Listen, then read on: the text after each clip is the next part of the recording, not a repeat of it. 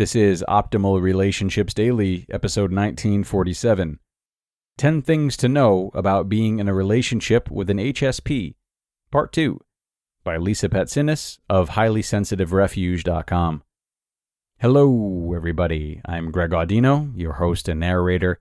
So happy to have you today, and thank you for joining me for Part 2 of the post we started yesterday. We'll be finishing up Lisa Petsinis' piece about what to expect when in a relationship with an HSP. There was a lot of ground covered yesterday, so do check out episode 1946 if you have not done so already. But if you're caught up, so are we. Let's jump into part 2 right now and continue optimizing your life.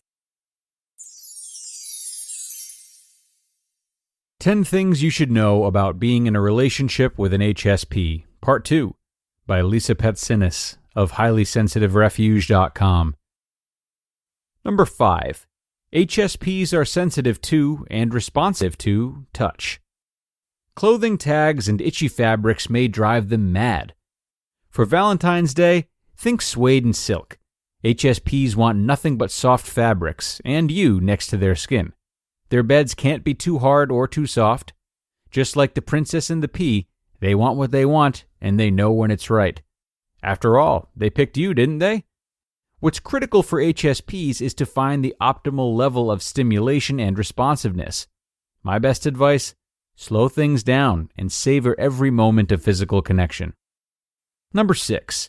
HSPs experience physical pain intensely. In the same way that highly sensitive people feel touch, they feel pain. It's magnified. If your partner is in pain, please understand that they're not faking it or trying to get your attention. So the next time they bang their head or gash themselves by accident, remember that to them, it feels like that time you broke your arm. Darn, that hurt.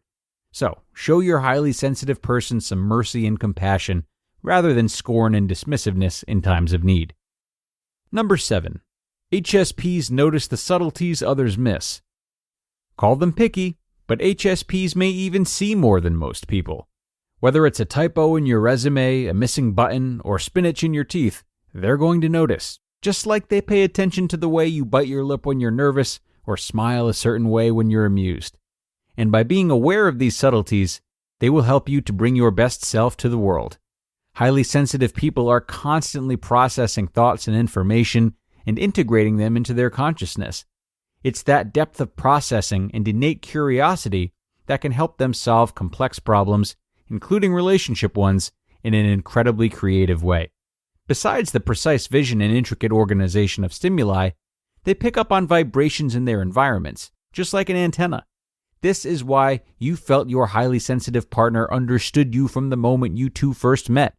They pay attention to the little things about you and love those quirks too. Number 8. HSPs get easily overwhelmed. Their senses are working furiously, and it's normal to need a break from all that stimulation. A day of work in an open office, fighting traffic, and all the sights and sounds can take their toll on HSPs. That's why they practically need to be religious about self-care. If they don't take care of themselves, they can easily crash and burn out. Mindfulness is particularly useful for highly sensitive people, so that they can connect with their bodies in a calm, accepting way, which leads to connecting with you with ease and joy as well. So, if you want your HSP to be at his or her best, encourage them to take time and space to decompress, especially if they're introverted too, because they need longer periods of being with their thoughts than others might require. Number 9. HSPs get their feelings hurt easily. Their depth of processing is not limited to the physical senses. Highly sensitive people have grown up hearing comments like, "Don't be so sensitive, don't take things so personally, and toughen up." When they hear these things as adults, especially from their partners, it's likely to send them into a tailspin. They start to worry that you'll think they're too much, or worse, that you'll move on from them. You can help counteract this by building their self-confidence. Acknowledge their reality and emotions without judgment. Start to become more aware of how you communicate with them and of the possible impact this communication has. Doing so can save you both from some seriously unnecessary grief and drama. Number 10. Lastly, HSPs love passionately. They care intensely about the people they love. They crave trust, depth, meaning, and authenticity in those relationships. Highly sensitive people know that their emotions can overwhelm you at times. That said, they absorb your energy. So ground your HSP partner by making them laugh or by taking a gentle walk together in nature. Finally, know that they don't take anything lightly, including commitment. So when they've found their true love, they are not likely to stray. And since you're for keeps, you must know that you can't really change your highly sensitive lover. Quite simply, his or her brain is wired differently.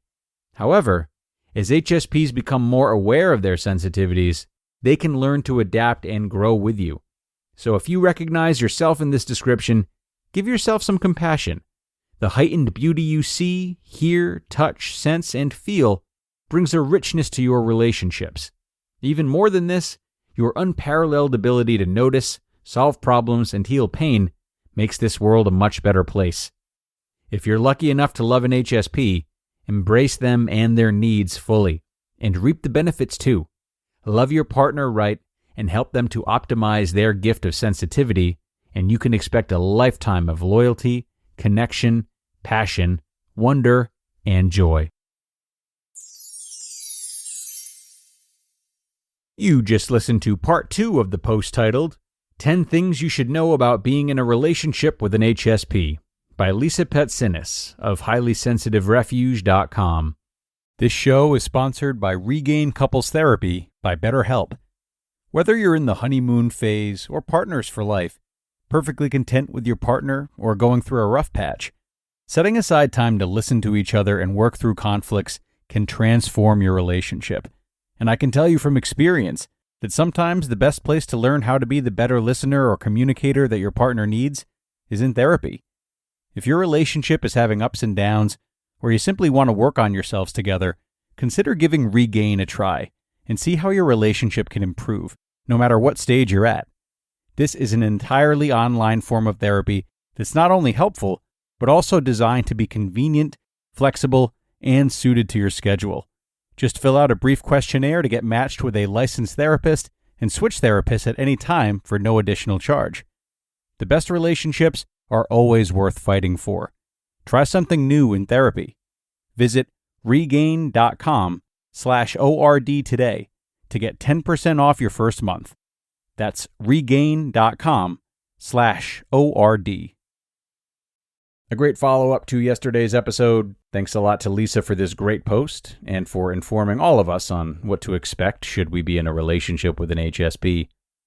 What I love that Lisa did in this post, though, was, in addition to educating us, she offered pointers as to how we could be really involved in the lives of our HSP partners and how we could work with these tendencies to bring out the best in them. The note about self-care was really important. Look between the cracks and guide your HSP partner if they aren't taking care of themselves or making time to be alone. Aid them in that. Hold them accountable, not just by reminding them of the value in it, but by doing so with them.